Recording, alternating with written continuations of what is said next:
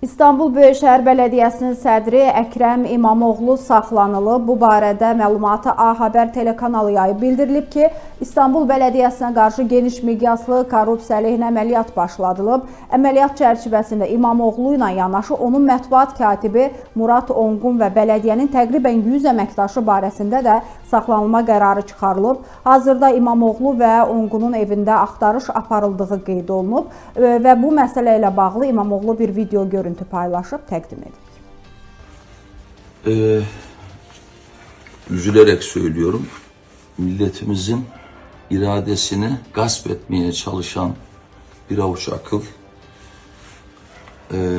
benim sevgili polislerimi, bu ülkenin emniyet güçlerini bu kötülüğe alet ederek evin 16 milyon İstanbullunun konutunun kapısına yığmıştır. Yüzlerce polis yığmıştır. Büyük bir zorbalıkla karşı karşıyayız ama yılmayacağımı bilmenizi istiyorum. Hepinizi çok seviyorum. Ben kendimi milletime emanet ediyorum. Dimdik ayakta olacağımı bütün milletim bilsin. O kişiye ve onun bütün bu süreci aparat gibi kullanan aklıyla mücadeleye devam edeceğim.